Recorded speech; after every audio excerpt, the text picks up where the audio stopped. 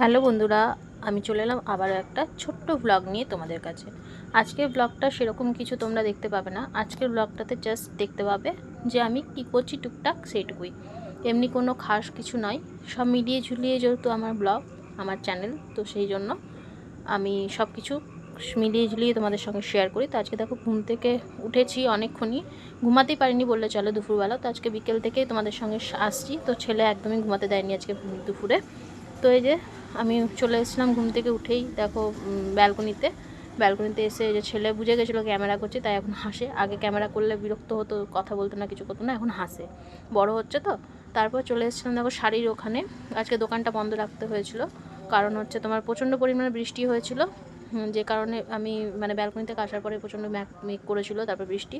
তো দেখলাম শাড়ির ওখানটা সব অগোছালো হয়েছিল, অনেক শাড়ি নিচ থেকে উপর থেকে নিচ এরকম হয়েছিল।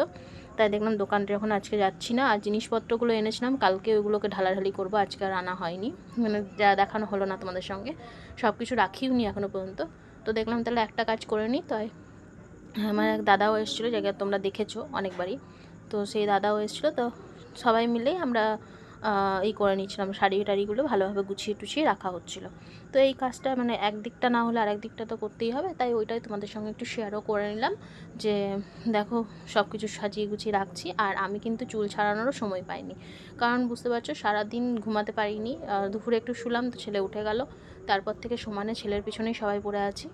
ওকে এখন বড় হয়েছে, অনেকটা চোখে চোখে রাখতে হয়, নাহলে কখন কি করবে তার ঠিক নেই। তারপরে দেখো সবাই মিলে এখানে আড্ডা মারছিলাম, ছেলে খেলছিল, আমরা খাওয়া দাওয়া করছিলাম, যেহেতু বৃষ্টি পড়েছে তাই টুকটাক খাওয়া দাওয়া করছিলাম, আর এদিকে গল্প করছিলাম, কারণ আমাদের একটু সামনেই কিছু প্রোগ্রাম আছে, কোথাও একটু যাবো, তো সেটা নিয়ে কথা হচ্ছিলো। তারপরে মা বললো যেহেতু বৃষ্টি হয়েছে তাহলে খিচুড়ি চাপিয়ে দিই, তাহলে খিচুড়ি খাওয়া হোক। তো এই রাত্রেবেলা খিচুড়ির প্রোগ্রাম হচ্ছিলো, তাই খিচুড়ি চাপিয়ে দিয়েছিলো। আর এদিকে আমি চলে এসেছিলাম, ওই যে ছেলে খেলছিল, ছেলে খেলার পরে সব এলোমেলো হয়েছিল, ওকে যে জামা টামা চেঞ্জ করে দিচ্ছিলাম সমস্ত কিছু, তো তার জন্য সমস্ত কিছু আমি দেখলাম একবার গুছিয়ে নিই, তাহলে গুছিয়ে নিলে ভালো হবে। আর এদিকে বাবা ভাবছিল যে কী ক্যামেরা চলছে, তাই তাকালো, দেখতে পাচ্ছে। তা আমি গুছিয়ে নিয়ে আমি দেখলাম যে ছেলের অনেক কটা মানে বোতলও পড়ে আছে, যেগুলো ধোয়া হয়নি সারাদিন। ওর অনেকগুলো বোতল, ওই একটা বোতলই যে ইউজ করবে 14 বার ধুয়ে ধুয়ে, সেটা আমার ভালো লাগে না। ওই জন্য আমি অনেক কটা বোতল কিনে রেখেছি, যে কারণে কোনো অসুবিধা হয় না, সেই কারণে তো এই হচ্ছে ব্যাপার। তো আমি ওর বোতলগুলো ক্লিন করে নিচ্ছিলাম, বোতলগুলো ক্লিন করে নেওয়ার পর তারপর ওর জল গরম সব কমপ্লিট করে নিচ্ছিলাম। তো জল গরম তার আগে হয়ে গেছিলো, আর এদিকে বোতলগুলো ক্লিন চলছিল। তো আজকের ভিডিওটা তোমরা ছোটোখাটো ভিডিওর মধ্যেই পাবে, টুকটাক জিনিসগুলোই আমি তোমাদের সঙ্গে শেয়ার করলাম, বিকেল থেকে আমি কি করি না করি সেটুকুইটাই।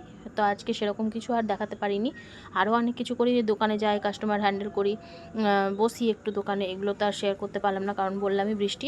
লাস্টে তোমাদের দেখাবো কী অবস্থা হয়ে আছে। আর আমাদের যেখানে থাকি সেই জায়গাটা কাঁচা, মানে বাপের বাড়ি এই রাস্তা, কাঁচা রাস্তা, এখনও পর্যন্ত পাকা করেনি, কথা হচ্ছে, চলছে, খুব তাড়াতাড়ি পাকা হবে। তারপরে দেখো টিভি চলছিল, টিভিটা বন্ধ করে দিলাম, কারণ ছেলে ওইদিকে খেলছিল। তো এই দেখো অবস্থা, পুরো সুমসাম রাস্তাঘাট। তো আজকের ভিডিওটা এতটাই, ভালো লাগলো অবশ্যই পাশে থেকো, like comment share subscribe follow করে রেখো। ততক্ষণের জন্য বাই বাই, আবার দেখা।